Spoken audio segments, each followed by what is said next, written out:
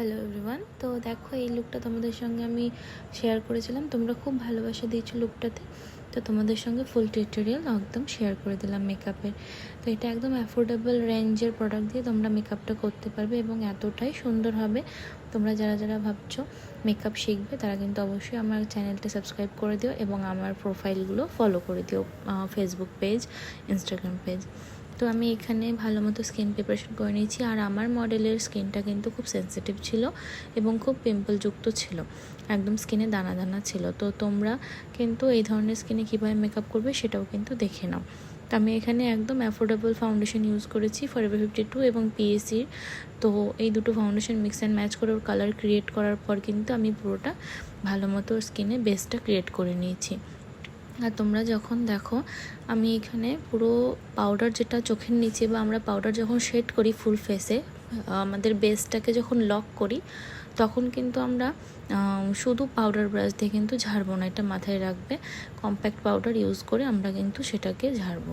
তাহলে তারপর আমি এখানে পাউডার ব্রঞ্জিং এবং পাউডার হাইলাইটার, পাউডার ব্লাশ সমস্তটা অ্যাপ্লাই করে নিলাম।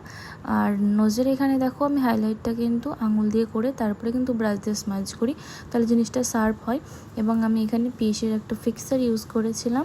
এরপর আমি আইব্রো ড্র করে নিচ্ছি আই ম্যাজিকের একটা আইব্রো পমেট দিয়ে, ডার্ক ব্রাউন শেড নাম্বার। তো সেটাকে আমি স্পুলি দিয়ে ভালো মতো একদম আইব্রোটা ড্র করে নেওয়ার পর কিন্তু আই লুকে চলে গেলাম।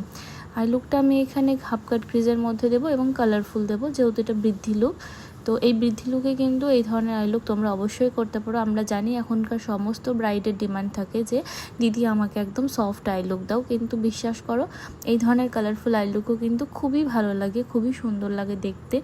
আর তোমরা কিন্তু নিজেদের স্পেশাল দিনেও কিন্তু এই ধরনের আই লুক ট্রাই করতে পারো। করার জন্য তোমরা কিন্তু অবশ্যই ব্রাশটা একদম শার্প হতে হবে এবং ফ্ল্যাট হতে হবে এবং ক্লিন করে নিয়ে তারপরে যেটা কনসিলার দিয়ে তোমরা করছো সেটা কিন্তু অল্প অল্প করে কাট ক্রিজটা করে নেবে, যেভাবে আমি দেখিয়েছি। তারপর আমি এখানে আরেকবার হাইলাইটার এবং রিটাচ দেওয়ার পর দেখো এটা আমার ফাইনাল লুক। তোমরা জানিও হেয়ারস্টাইলটার ভিডিও যদি চাও অবশ্যই শেয়ার করে দেবো। আর এই ফুল লুকটা কেমন লাগলো অবশ্যই কিন্তু তোমরা জানিও। আমার স্টুডেন্টরা পেছনে বসে আছে। তো যাই হোক, ওদের সঙ্গে তোমাদের সঙ্গে শেয়ার করলাম লুকটা।